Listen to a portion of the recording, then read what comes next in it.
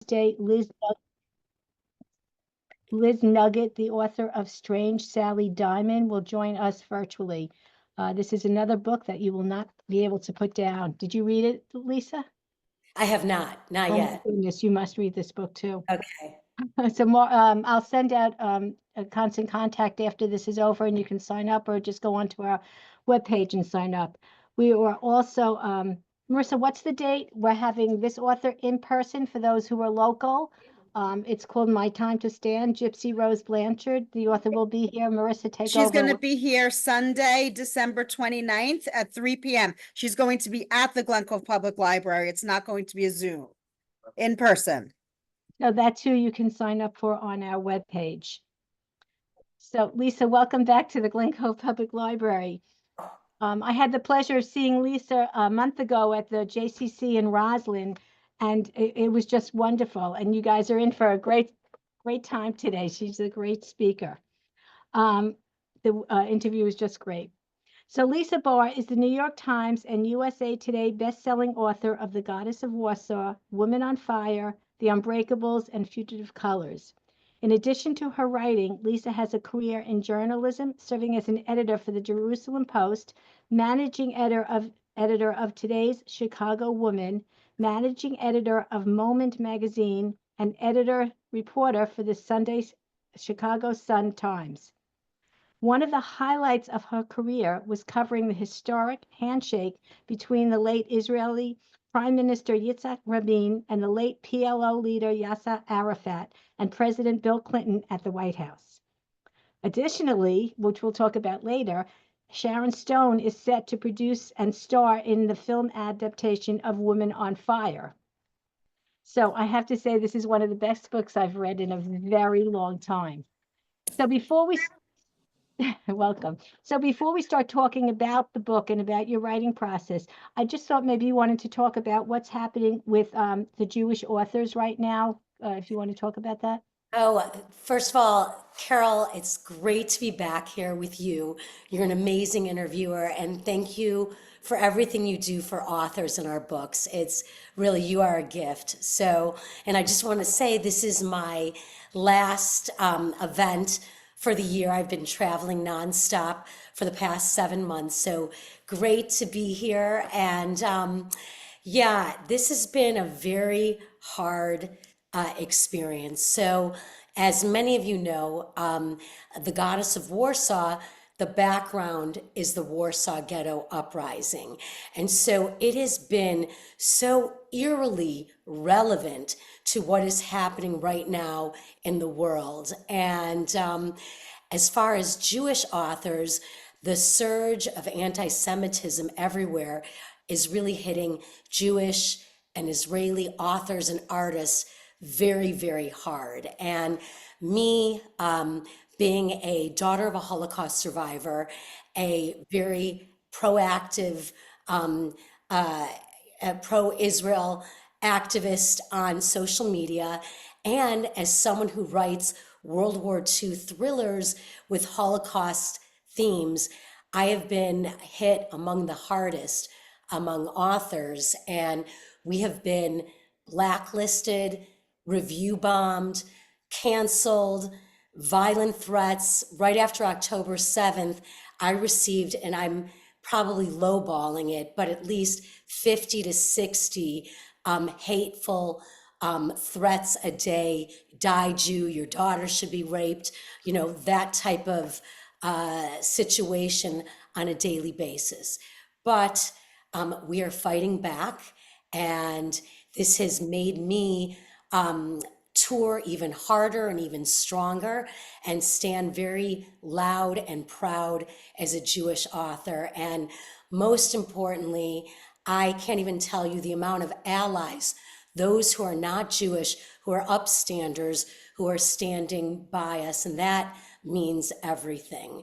And I just wanted to add, just because we're starting off with this question, that you know, we're not going to give away spoilers, but my character, Bina Blonsky, who's a young actress who becomes, you know, a femme fatale in Hollywood and goes by the name of Lena Browning, is very strong, very fierce, And this may sound crazy, Carol, but I have had to look to my own character to help me and give me strength when I have had various events or I'm posting certain things in order to stand up. And so it's been such an interesting ride for me personally with this book during these times. I know there are authors that I don't even want to read anymore that are, I shouldn't get political here, but that really think differently than I think. And it's very hard at this moment with all this that's going on. Yeah, and just to add to that, me and I'm outspoken. I say things as they are. It has been very difficult, and I'm not one to name names, but those authors who've made millions on Holocaust literature and World War II related novels that have been disarmingly, despicably silent in the face of anti-Semitism and what's going on. And that, for me personally, has been very difficult to see. So what do you do exactly to protest all this? Like what? So, well, uh, right after October 7th, I was in a group chat with 5 or 6 authors that many of you know, and we said to ourselves, what can we do? We've got to do something here. So very quickly, we formed an organization called the Artists Against Anti-Semitism. And this group of 5 or 6 turned into 33 authors with over 100 joining in, and we did a very large auction that went to help students on college campuses who are really at the forefront of anti-Semitism. So we raised within a few weeks over $120,000 that went to help those students, and this organization is now a powerhouse. And then the other thing we did, and I actually brought it with me, is this book called On Being Jewish Now. I don't know if you've heard of it, but it's on its 6th week of being a USA Today bestseller, and it's with 75 Jewish authors, podcasters, and influencers who have joined together to write an essay on everything that is Jewish joy or related or powerful or meaningful. And so that has been a great way for us to proactively stand up to hate. So that's what we're doing. We're not sitting back, we're not hiding, we're out there no matter what we're dealing with. Bravo to you, really. Thank you. Thank you. And to To all those other everyone ones. involved with this, I'm not alone person in the tribe here. There's a lot of us banding together, and we have a lot of panels and discussions, and we're joining together, and it's it's been empowering to say the least. Tell me the name of that organization again. Can you say it again? It's called the Artists Against Anti-Semitism, and it's on Instagram and Facebook, and you could look it up on their website, and we're doing a lot with that. I think it's a great thing. So now Thank let's get to the interview. Can you tell Back us to the interview. back to the interview? Can you tell us how you became an author? You began your career with a journalistic background. Like I said before, you interviewed world leaders, and you've had nearly 30 years of journalism that impacted your fiction. So what was it like going from a journalist to an author? So I always say you can take the girl out of journalism, but not the journalism out of the girl. So I used to be a full-time working journalist, and I would work on my fiction at night. And now happily those tables have turned. So I still do a lot of essays, and I contribute to a lot of magazines and newspapers, but I really believe my background as an author and as an investigative journalist is both a blessing and a curse.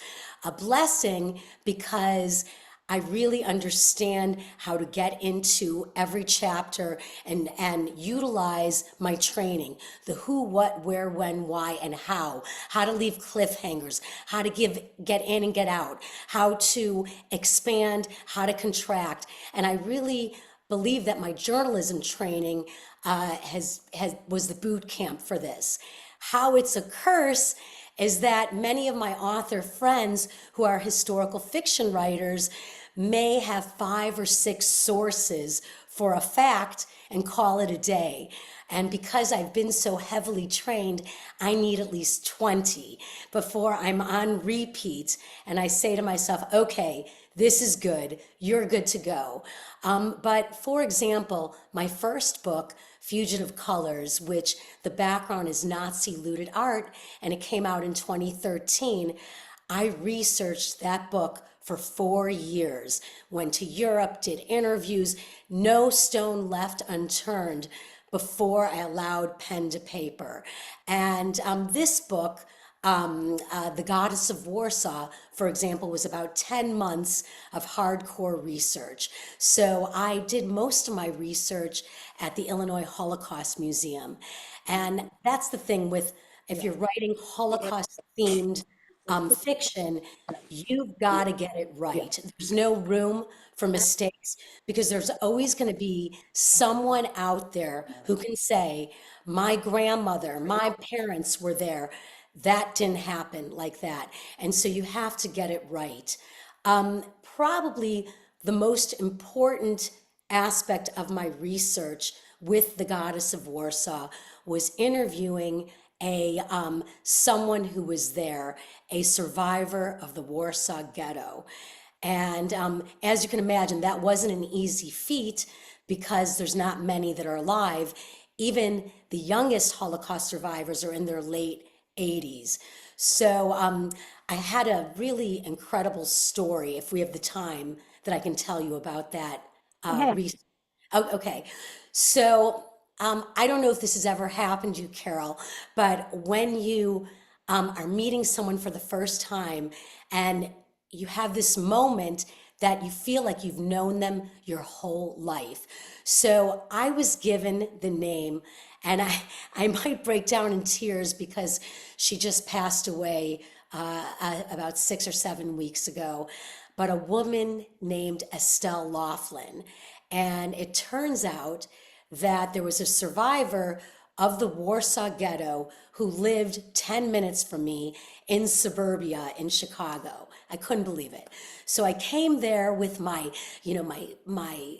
tape recorder, all the goods, the background, and she opens the door and she's this woman with this puff of silver hair, these sparkling eyes, and we just looked at each other and it was like we knew each other forever. And I'm telling you, I didn't even put down my purse or take out my tape recorder. We held hands like this. And all the things that feel real in the Goddess of Warsaw, the convent that was across the street from the apartment building, the sense, the various visions that she has, this all came from Estelle. It's the real deal.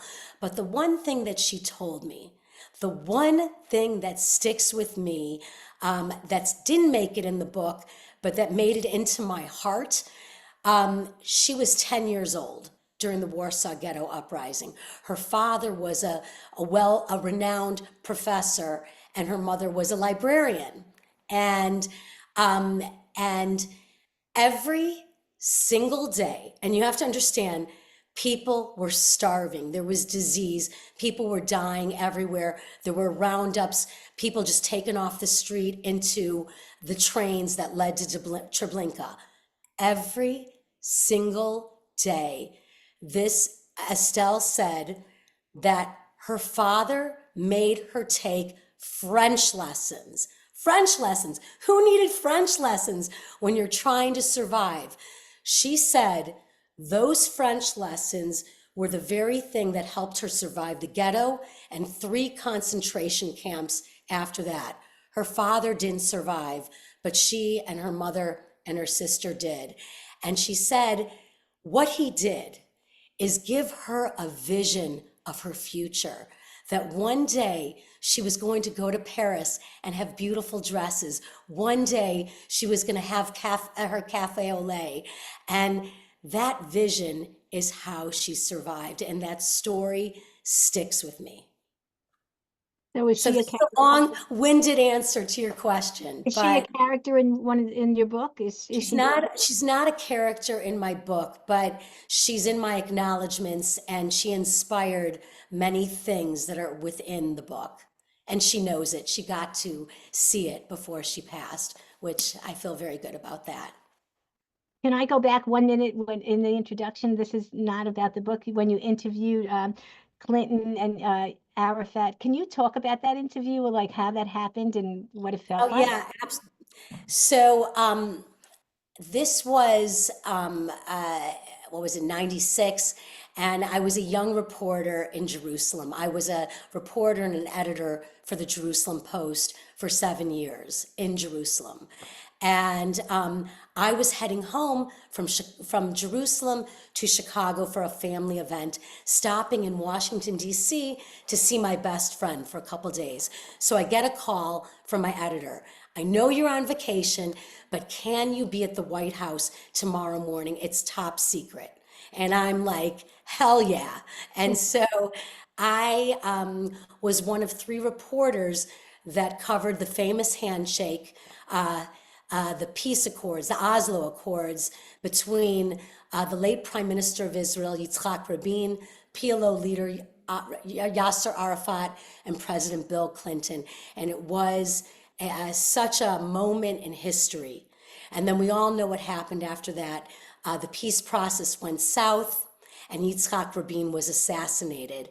And probably the bigger story for me personally was interviewing Leah Rabin right after the assassination in their home.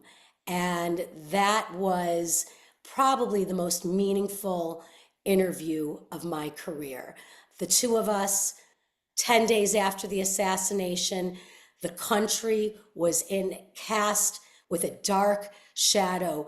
This moment for peace had passed. Can you imagine where we'd be right now if that peace had come to fruition? But that interview with Leah Rabin was very powerful, and we cried, we held each other, and we stayed friends until her passing. And I will never forget that. How touching, yeah. That must Yeah, have been exciting. That was good. yeah, it was pretty amazing. So what inspired you to write The Goddess of Warsaw?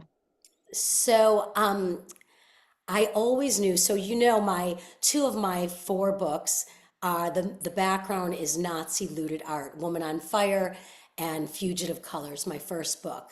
And I always knew that I was going to write a book about the Warsaw Ghetto Uprising, which was the most important uprising, Jewish uprising in World War II history. It set the stage for other uprisings and a domino reaction that took place in Europe. And the importance of the uprising was this: those who were left in the ghetto, and you have to understand that the Warsaw Jewish community was the most vibrant, the largest in all of Europe. We're talking 400,000 Jews of Warsaw were stuck into this tiny, ghastly ghetto. And what at the end in 1943, there were down to about 50,000, 50 or 60,000 Jews left, men, women, children. And it was an all-in situation.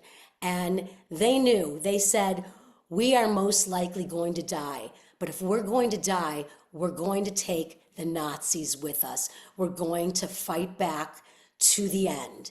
And so the Nazis actually, when the ghetto uprising launched on, I believe it was April 19th, 1943, the Nazis came in the ghetto to quash it, thinking this was going to be done in about 5 minutes. And they actually came into the ghetto singing, not knowing that this David versus Goliath situation was about to take place, and the Jews of the Warsaw Ghetto held the Nazis off, took many and killed many with over a month period. Not 5 minutes, not 2 days that they anticipated the Jews would be quashed, but over a month. And this was a great victory. The fighting back was the win. So how many characters or people in the story were based on historical people? So everyone in the story is a composite of real characters. Um, uh, you know, Zelda, who is a young female, and she's the leader of the resistance. And I don't know if many people know this, but many of the resistance leaders and those involved in the Warsaw Ghetto Uprising were women. Women were the smugglers, women were the couriers. Many didn't come back, but many volunteered to go out and, bring food, bring medicine, bring weaponry into the ghetto. And many were the fighters themselves. And so Zelda, who's my 25-year-old leader of the resistance, is based on a composite of women, ghetto fighters. Bina Blonsky is probably the one character in my imagination that I developed. It was very important to me to have a young actress and to be able to use her looks, her brains, and her acting ability to survive and thrive in the ghetto. So she actually went from being an actress to becoming an assassin, and ultimately in the ghetto, and when she went to Hollywood, as she was an avenger. The various characters, Bina's husband was based on Emanuel Ringelblum, who many may know or have heard of the Ringelblum archives. Those archives were buried in the ghetto in milk cartons, and intellectuals and journalists and artists and others put together a play-by-play of what was going on in the ghetto as evidence. They buried it in milk cartons, hoping that one day they'd be discovered. So Bina's husband is based on Emanuel Ringelblum, the real life individual. You said that, it was, how difficult was it to capture Jewish history's darkest moment and create a page turner, including Hollywood? Like, and I had heard you talk at the JCC where you said Bina was based on Lauren Bacall. Yes. So when I was first doing research, I knew I wanted an actress, a young actress. And I had read, and this is the beauty of doing lots of research, I had discovered that Lauren Bacall, whose real name is Betty Jane Persky from the Bronx, and who was known as one of the most beautiful so-called WASP actresses in Hollywood, but she was actually Jewish, was first cousins with the late Prime Minister of Israel, Shimon Peres. And I thought that this was fascinating. And so I was my beginning of my research was to look into who her background, her family, her mom was a Holocaust survivor, who they were and their background. And from there, I began to launch into Hollywood. And through my research, I discovered how prevalent Nazis in 1950s Hollywood was. They were the Hollywood Hitlers. Many Nazis escaped justice and came to America. And so you have these Hollywood Hitlers who thought, boy, America is such an easy target because we're so open that they can take the propaganda that began in Germany and, and all over and throughout Europe and bring it to the United States, and to do it through film. And they were creating their own studio at the time. So that is real. These Hollywood Hitlers was also real. Also real that I talk about when we move from Warsaw to Hollywood was Operation Paperclip. It was very important to me to get that into the book. And for those who don't know, this is a stain on American history. Right after the war, during the Nuremberg trials, many high-level Nazis escaped justice. These were scientists and engineers, and we saw it in the movie Oppenheimer, but many of these scientists and engineers, technicians, doctors, America took them here, gave them fake identities, and they utilized them to um, to fight against the Russians in the rocket race. And they utilized the best minds of Germany, including the guy who invented the gas chambers. He was brought over, given a fake identity, and this is all very, very real and very disturbing. And it was very important to me to bring this slice of history and infuse it in my book, and also have my character serve justice without giving away any spoilers when she got to Hollywood, with that in the background. That really is beyond disturbing when you hear things like that. It's unbelievable. So you Yeah. talk about your family were Holocaust survivors. Was there anything that happened to your family that is in this book with being a Holocaust survivor? Not in this book. My family is from outside of Warsaw. My dad, as I mentioned, is a Holocaust survivor, so he was 13 years old when he came to this country. My grandmother, who I talk about a lot, because she is the voice in my head. She is my grandma Rachel. She was the reason I write what I write and the things that I fight for. And she was my best friend. So her legacy actually is pretty much the opposite of my character, Bina Blonsky, who for her, her triumph was revenge. My grandmother, on the other hand, for example, her triumph and victory over the Nazis was love, was creating a family, grandkids, great grandkids, cooking from morning till night. She was tiny and a fighter, and she's the reason my family survived. But it was all done out of love. I could say loosely, at the very end of the book, there's a character who takes that philosophy, and perhaps I base that on my grandmother. But really, this is Bina's story, and it is about vengeance. It's about the fine line between the pursuit of justice and the hunt for revenge. This book is about, is there an expiration date to revenge? And, once you achieve your revenge, does it bring happiness? And you will discover those answers within the book.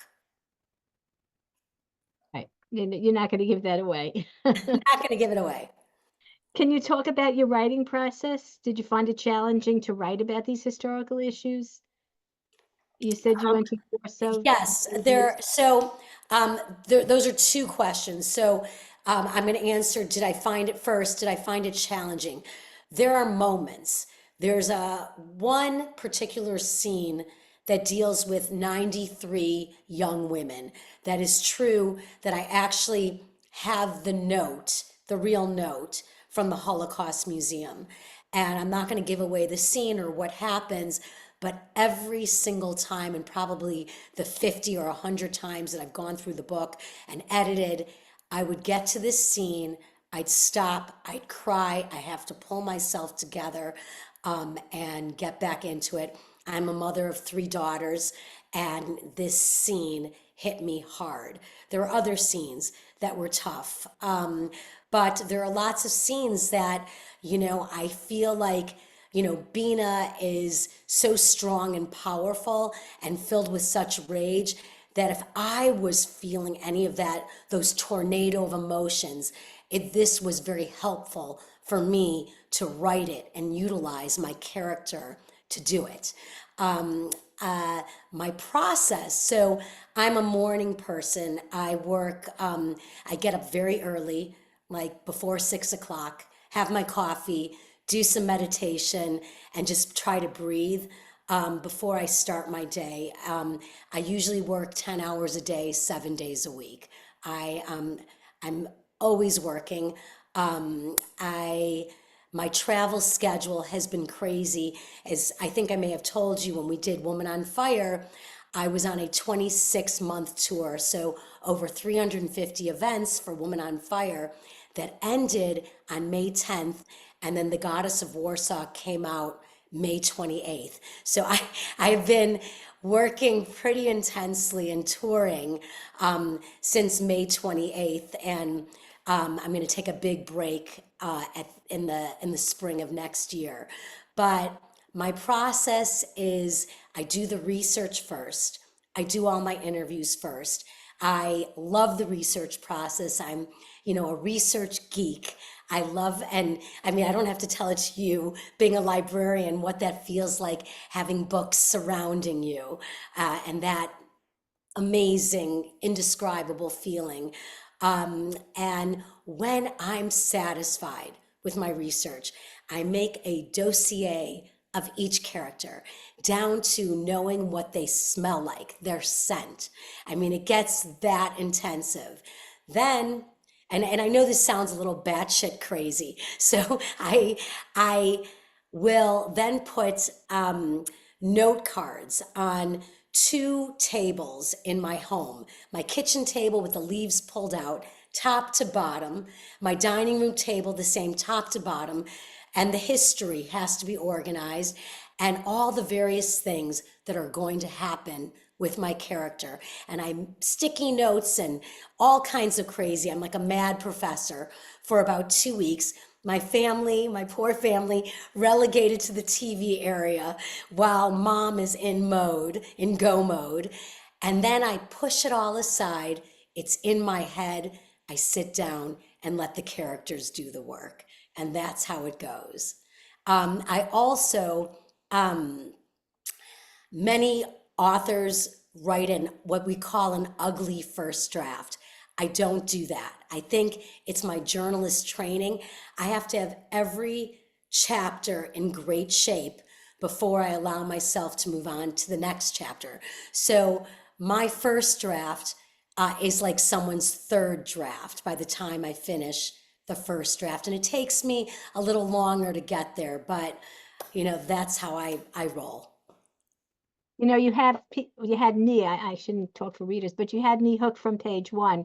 Like I couldn't put the book down. How do you create this tension in every chapter that you just want to keep, I could stay up all night reading this because I have to go to the next chapter. I think what it is when I'm writing the book, I'm not thinking commercially. I love suspense. I mean, that is suspense, and I love history. And so I don't really look at myself as a historical fiction writer. I look at myself as a historical thriller writer. And so, I go through it and I see, I know when I get goosebumps, and I know when I'm feeling my blood curl, and I know when it's like, okay, get in, get out. This is the moment.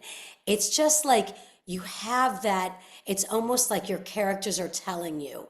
And obviously, it comes with fine tuning, going back in and fine tuning. And, I might, when I go back into my edits, say, okay, this needs to happen if that happened. And really, I think this is the one thing I say differentiates a seasoned writer from a beginning writer. And again, maybe this is my journalist training. I know when I'm reading a book and I'll say to myself, oh my God, whatever happened to Dina or whoever in the book? Like I never, I like to leave a book satisfied. Like I got all my questions answered. So you don't want to do it in the moment that it happens. You want to let the reader think, oh my gosh, whatever happened to this character, maybe we'll meet him or her, a few chapters down. And so that's important. If there's a love story, it's not all roses and unicorns in the beginning. You have to have the tension. You have to have complex things happen. I love triangles and three and Healing is an easy task. Yeah. And So I think someone's, yeah. Do you hear someone? yeah, I did. Oh, it's okay. But anyway, it's okay. But anyway, I think when you create tension and just like all of our lives, I always say my books don't end up tied in a bow, but I will always, always leave the reader with hope at the end of my novels, and that's important to me.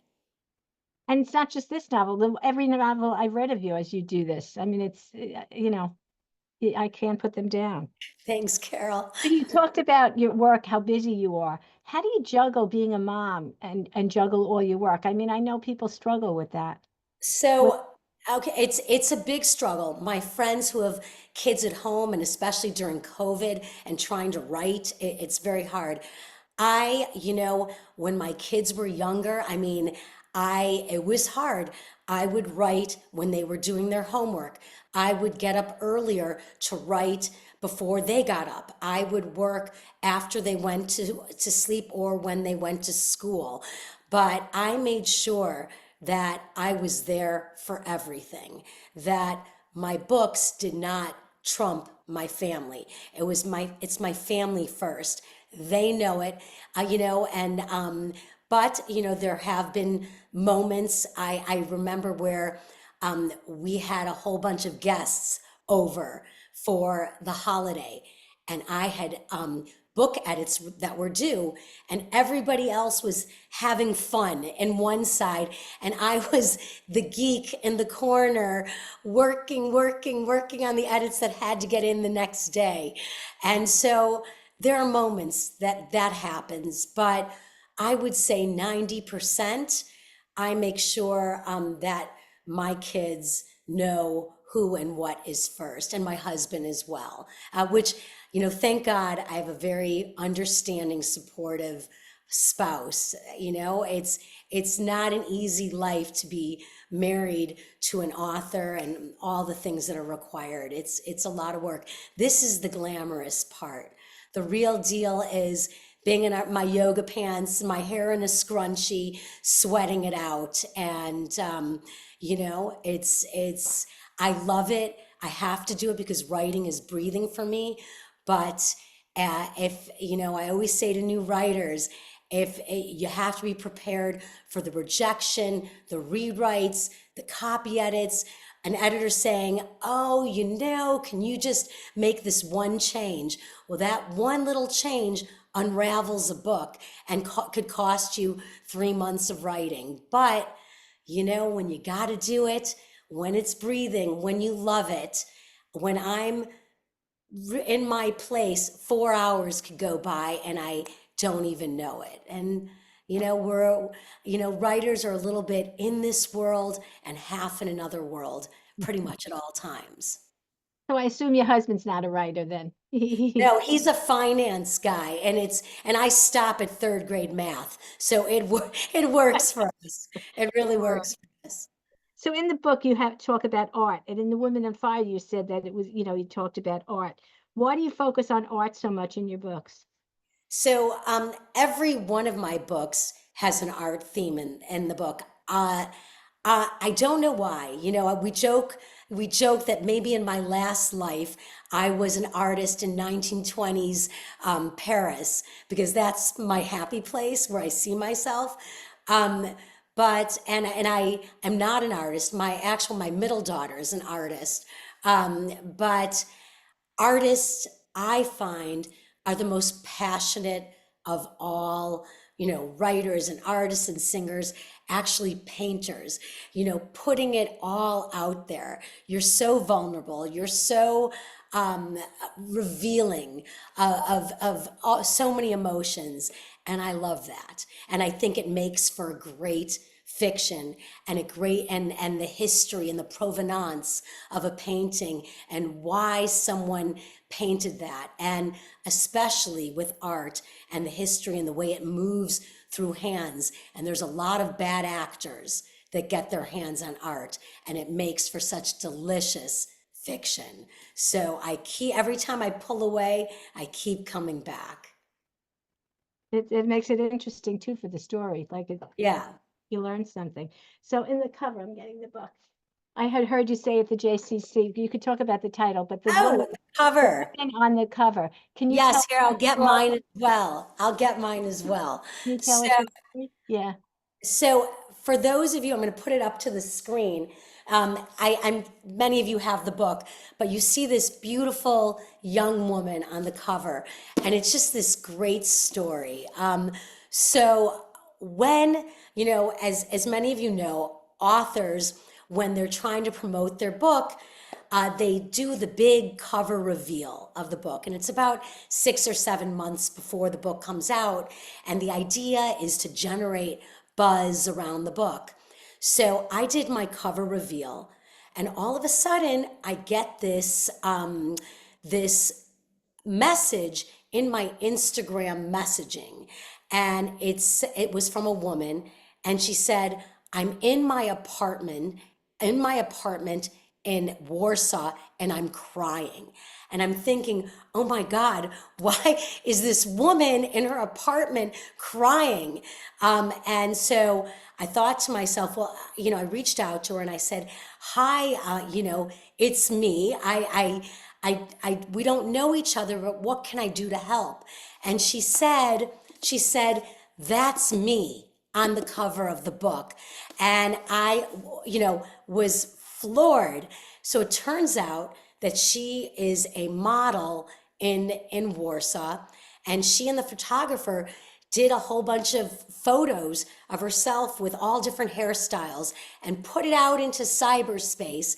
And my publishing house, HarperCollins, picked this photo, and then they did whatever they did to the photo to create the cover and the historical image. But it is this woman. So long story short, I now have a place to stay in Warsaw.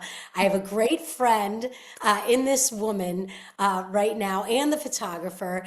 And I sent her a book to Poland, which took 100 years to get there. And she sent me this beautiful video. And it just goes to show what a beautiful, small world it really is. So that was just a great little story that came with this book. I know. I heard it at the JCC and I loved it. So I said, you have to tell everybody here too. Yeah, absolutely. So the title, was this the original title? This is the original title. All of my books actually have maintained their original title, which has been great. So Woman on Fire, I just want you to talk about that also, making it into a movie with Sharon Stone. Like, could you talk about the process and how this came about? And So that book and that movie right now is going very slow. We're waiting to see if it's going to happen. It was gaining momentum, and then I don't know if you remember, there was the writer's strike that happened in Hollywood, and so things are super slow. Sharon Stone is lovely. It was a great story. I may have shared it with the library last time, but I had decided to send my book, which wasn't even a book at that point, it was an ARC, which is an advanced reader's copy. It's the book before the book, which goes out to the media and librarians, and and I decided to send it to Sharon Stone, to her business office. And I called it a day. And this was during COVID. And I was on the couch watching Netflix with my husband, like everybody, and I get a text message, that said, "Hi, it's Sharon Stone. I'm in Dubai. I'm reading your book. I'm loving it. Has anyone optioned it?" And my first reaction was, this was one of those people who, I lost all my money in Barcelona. Can you, whatever. That's what and then I realized and remembered, and I thought, holy moly, this is for real. And so very shortly after that, Sharon and I signed a deal for her to produce and star in the film version of Woman on Fire. So we'll see what happens with that. And I also have Hollywood interest in Goddess. So we'll see what happens with that as well. Once I can announce that, I will announce that For as a well. movie or a TV series? I It can't sounds, really talk about it, Carol, but I promise to come back and tell you. well, that's great. Congratulations. And we'll keep Thank you. our fingers crossed for that one. Thank you. Thank you. So what's your next book? So I am working on a book with it's thriller based, historical, has some historical pieces to it that have World War II elements, but it is basically a young woman gets involved in this terror organization relating to art and a rogue CIA agent. And the background history has to do with the Ghost Army of 1943, which was a very special unit in the American spy unit that utilized deception, the art of deception, to help win the war. So this is kind of a rogue ghost army 2.0. So I'm in the throes of that right now. Sounds like another interesting book. When do you project that to be published? We'll see. It's now really starting to kick in. I was so busy on Mhm. tour that I didn't have time to breathe and write. But now I'm finally able to sit down and really delve deep. So I'm excited about this new one. I'm looking forward to it. Yeah, thank you. So are there any fun facts about yourself that might surprise everybody about your books or anything that I didn't ask you to Yeah. share? Um, so in a lot of times in my books, I utilize something of myself and my background. So, for example, in Woman on Fire, I gave this piece of my own history to Jules Roth, the young journalist. And when I was 17 years old, this is for real, I was in high school and I was on a chosen with 50 other students throughout Illinois to be part of the Illinois government internship program where we interned for state senators for 6 months of our high school experience. And during that time, I was approached by a special law enforcement unit who asked, would I be willing to be used as bait to help break a sex trafficking ring? And I was like, yes. And at that time, you didn't have to get your parents' permission for anything. It's not like today where parents are involved in every, every detail of our kids' lives. Then it was very different. Just be home for dinner and do your homework. So I said yes. And this is Marissa, what as happened? bait in real life, in real time. And we broke a sex trafficking ring, and politicians were arrested, and people and criminals were arrested. And you can imagine what this aha moment was like for a 17-year-old. So, in that moment, that was a game changer and a life changer for me. I knew I was going to go after the hard stories, the hard truths in both my work as a journalist and in my hopes one day when I was 17 at that point that I would write books and go after the hard stories. So, like I said, I gave this story to my young journalist in Woman on Fire. So that's a fun fact. That's quite the story for a 17-year-old, It Lisa. was. It was. So I'm done with my questions, and I think we have enough time. Maybe we have a little time. We could let people in the audience ask questions. You could either Sure. put it in the chat or unmute yourself, whatever you want to do. Like there's 25 questions in there. Let me see if I see any. I'm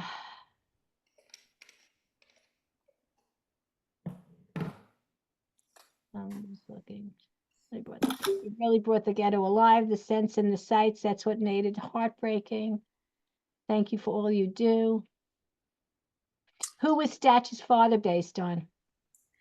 The Baron, he was based on those high level Poles who were very wealthy and very tight with the government and were very interested in forging a relationship with the Nazis. They saw the writing on the wall and they wanted to be on the winning team. And so they were Nazi sympathizers within Poland. Doris Abraham wrote, I love your books. I learned so much about things that were not made public until recently. I can't wait for your next book. That's so true. Yeah. Thank you. Can you give us your dossier for the main character in the Duchess of Warsaw and the Goddess of Warsaw? I'm sorry, what was that? Can you give us your dossier for the main character in the Well, she was my main character, Bina Blonsky, was going to be a young, blonde, blue-eyed Jewish actress in Warsaw, and who was a bit spoiled, fearless, um, uh, didn't want to marry the man she was going to be married, was sort of a free spirit, and very, very stubborn and strong, and very much of a survivor type at a young age. And I knew that she was going to become, like I mentioned, a Lauren Bacall type when she went to Hollywood, a femme fatale, the most famous femme fatale with a dark secret past. And when her past was going to come and haunt her, she was going to take it down the way she did everything as a young woman to a more seasoned woman to someone who was elderly and was going to be very much the same as she was as a young girl. And so I knew in her dossier that Bina Blonsky turned Lena Browning was going to have the last word, last act in this book. I knew that from the get-go. And she did. So journalism or creative writing, rewards from each, I'm sure. Which wins for you? Gosh, I would say I wouldn't trade my journalism career, the fascinating people that I've interviewed, presidents and ministers. Mike. Okay.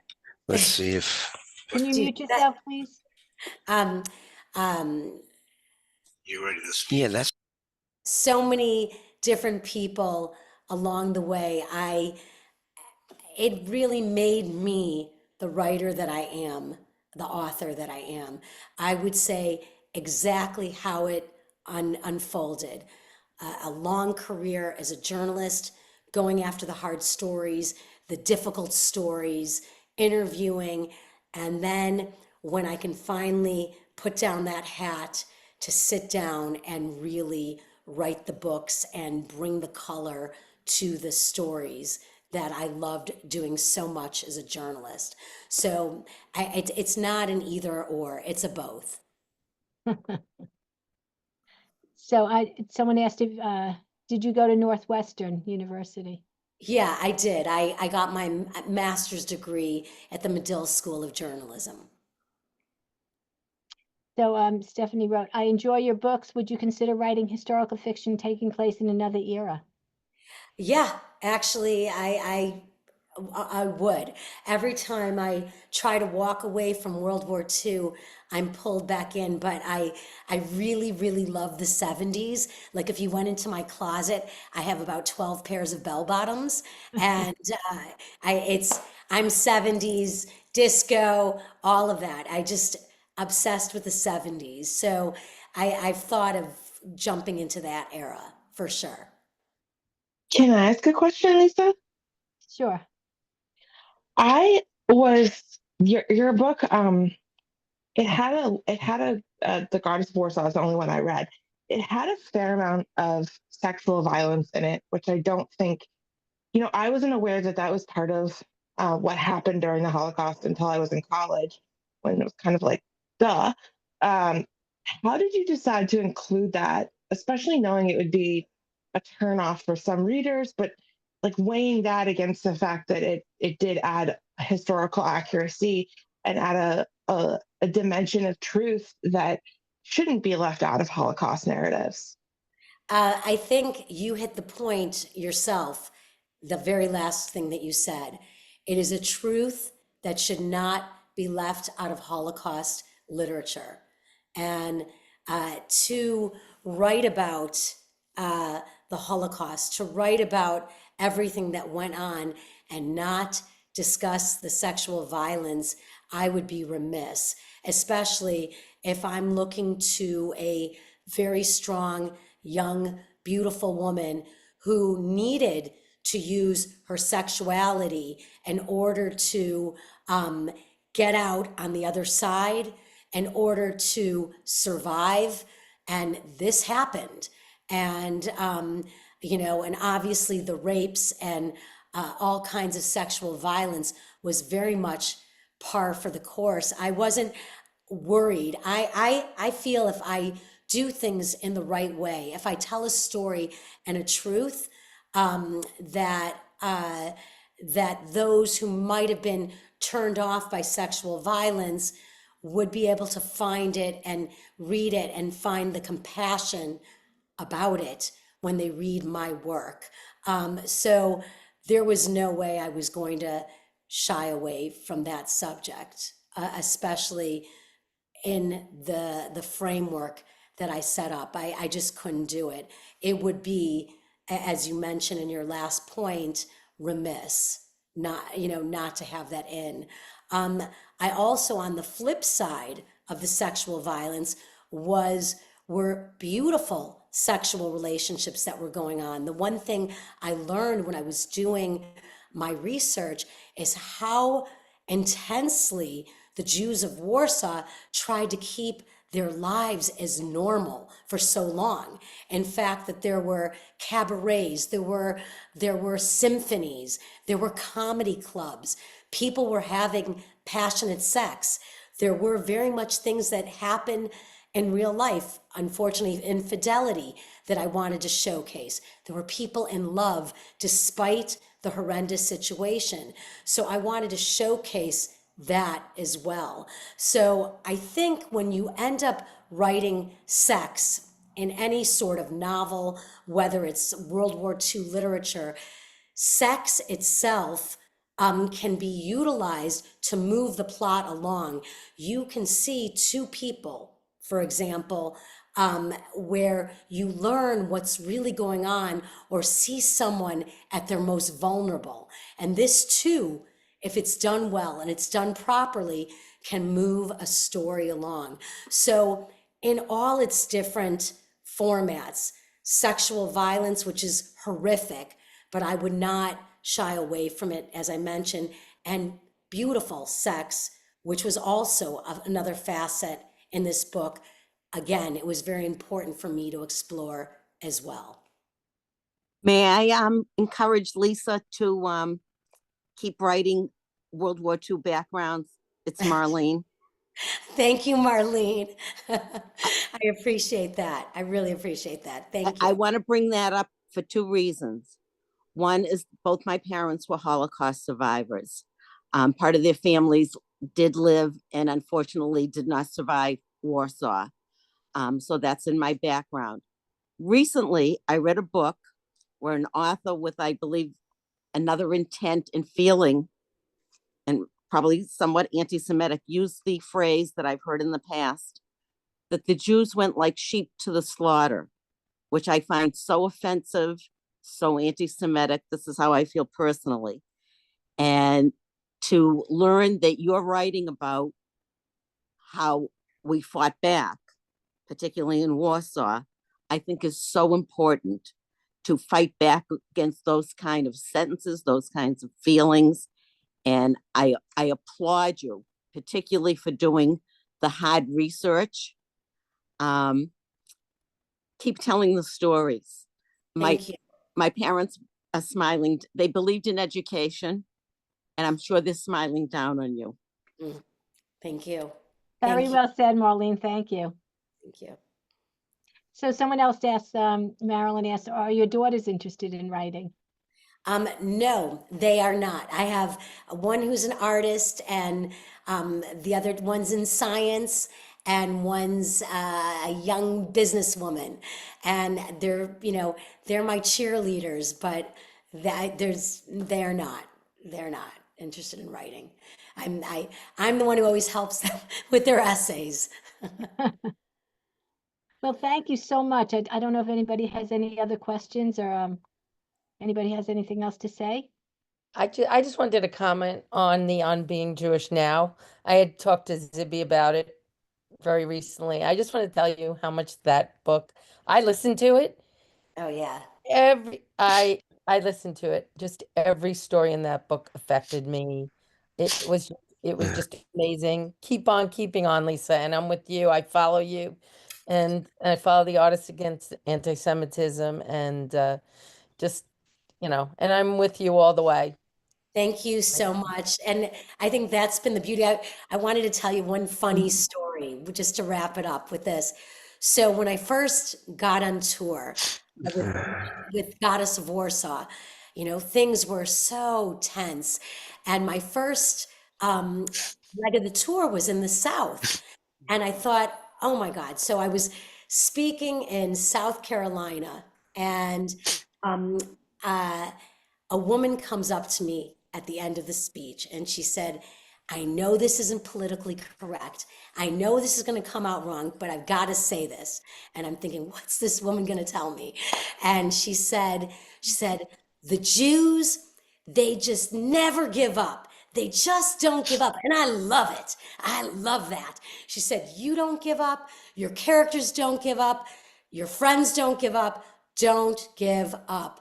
And that was the fuel that I needed to, go forward on this tour during these difficult times, talking about the Warsaw Ghetto Uprising, while we Jewish authors have had to deal with so much anti-Semitism. So that woman, that upstander who was not Jewish, she went straight to my heart, and I will not forget that. That was really meaningful for me personally. And can I just Can I say? And thank you for being here.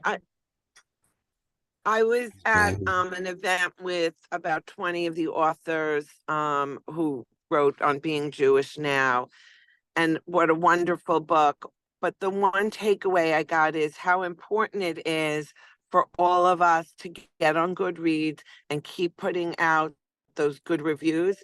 Like when we walk away loving a book, we may not think to do that, but especially in these times, it's really, really important to do that, and the best way to show our support.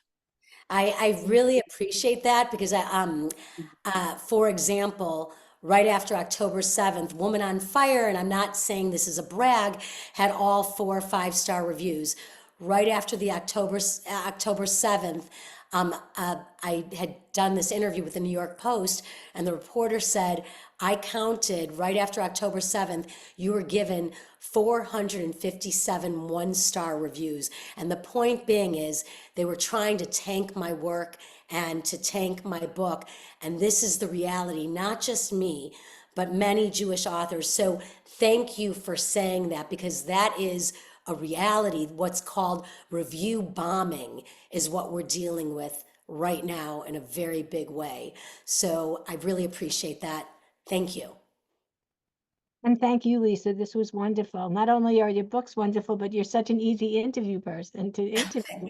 Thank This you was so great. much. And thank you, everybody, for Thank you, coming. everybody, Thank for you. It coming was wonderful. and Thank reading you, my book. Carol. Thank you. Thank Thank you. you, Thank you Carol for your and writing Lisa. and for Thank you, speaking. Lisa. Thanks, everyone. Thank And you. Carol, you rock. Thank you so much. Oh, thank you. Take care. Okay. Bye, everyone. See everybody Bye. Bye. next month.